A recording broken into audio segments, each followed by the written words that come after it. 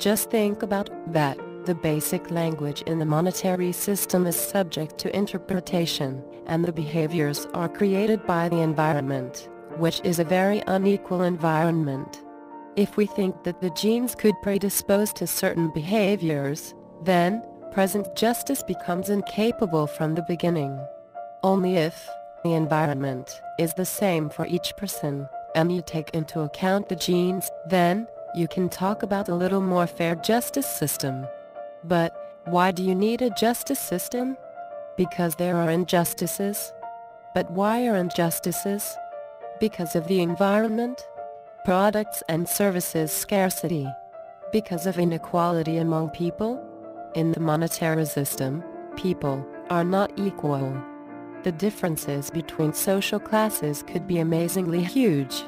So, it cannot be a justice system here. It's just an idea accepted as situation. Even words like criminal behavior. Right. You know, what is a serial killer? Is a serial killer a guy with a machine gun that kills a lot of people? What is a killer? What is a criminal? Well, King Solomon had 1,000 wives. He would be arrested as a bigamist today. So what you call admirable behavior in the past doesn't make sense. I think that all lawyers would be considered criminals in the future. This goes along with all politicians would be considered criminals because they say things people like to hear. They don't always speak the truth because it wouldn't get them anywhere. So I would say that insurance companies that put out small print, that is with criminal intention. So what you call a criminal depends on the culture you live in. When the Romans used to feed Christians to lions, that was not considered criminal behavior. Today, it would be considered criminal behavior. So before you talk to people about there's too much crime in the world, ask them what they mean by crime. Do they mean false advertising? Does it mean what the drug companies claim about their pills? Does that mean when a doctor says you need an operation, is he trying to pay off a new boat or a house, or do you really need the operation? In other words, it's very hard to tell criminal behavior, and unless you define your terms of what you mean by criminal behavior. The latest definition of a criminal is one who's caught.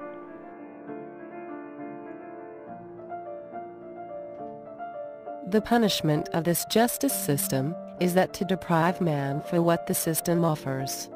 Objects, services, access, information. Trapping him into some rooms, almost empty. But, to get in possession of these services and goods, you have to work for the monetary system, do not forget that. So, basically deprives the man from the participation on the monetary system, locking him into a virtually empty room, for X period of time. Let's see the effect that prisons have among prisoners and guards. In the early 1970s, an experiment on the psychology of imprisonment was carried out at Stanford University by psychologist Philip Zimbardo and his colleagues, who created their own jail in the basement of the Stanford Psychology Building. The students who volunteered for the study were carefully tested. Each had to be psychologically and physically healthy to participate. Some students were then randomly selected to act as prisoners, while others became guards.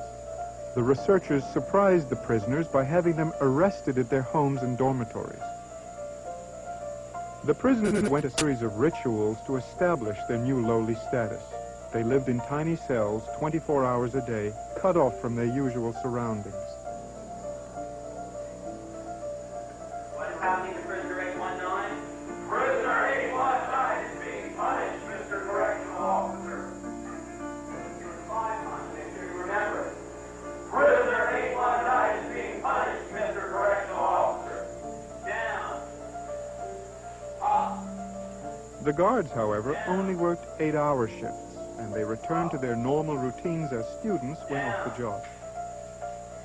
Up. 5 right 6 is our belly roll. It's a push-up. Keep that back straight. Down. What happened surprised everyone, including Zimbardo. The illusion became the reality. the boundary between the role each person was playing and his real personal identity was erased.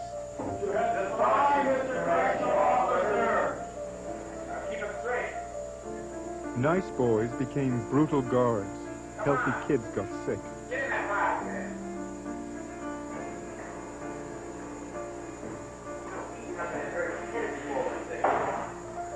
Active ones became passive and zombie-like prisoners.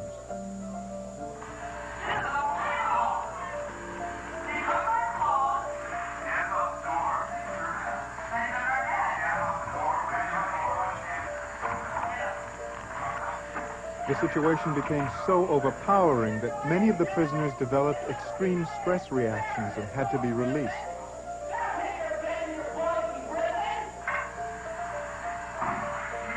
But no one ever said, "I quit the experiment."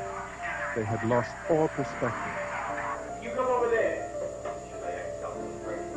You should act it out. You be the bride of Frankenstein, and you be Frankenstein. I want you to walk over here like Frankenstein and say that you love to a man. What kind of guard would you be, sadistic or supportive? Would you be a conforming prisoner or a heroic resistor?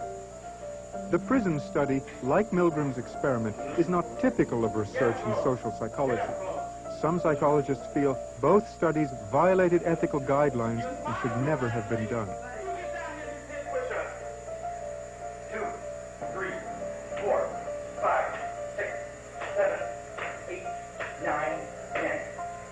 Now you go over there and tell Fireboy that you love me. I love you. Well, ain't that sweet? Ain't that sweet? At times, even Zimbardo forgot he was an experimenter and acted like a prison warden. Though the experiment was meant to last 2 weeks, it was called off after 6 days.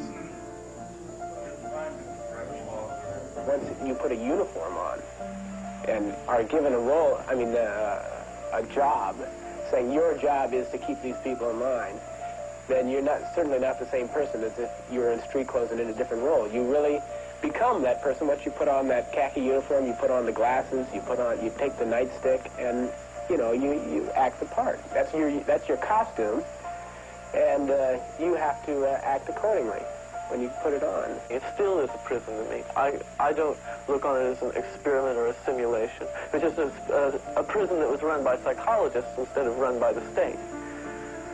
I began to feel that identity, that the person that I was, that had decided to go to prison, was distant from me, was remote, until finally I wasn't that. I was 416. I was really my number, and 416 was going to have to decide what to do. It let me in on some knowledge that I've never experienced firsthand.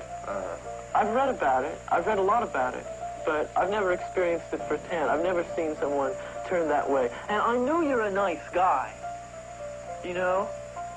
You Do you understand? I do. I do know you're a nice guy. I don't get that because I know what you can turn into. I know what you're willing to do. If you say, oh, well, I'm not going to hurt anybody. Oh, well, it's a limited situation. It's over in 2 weeks. Well, you in position, what would you have done? I don't know.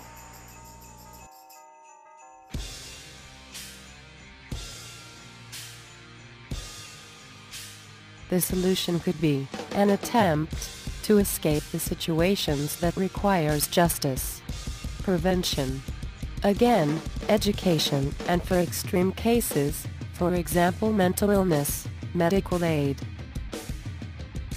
The monetary system cannot prevent such situations because, from the beginning, people are not equal, even it's a big difference between social classes.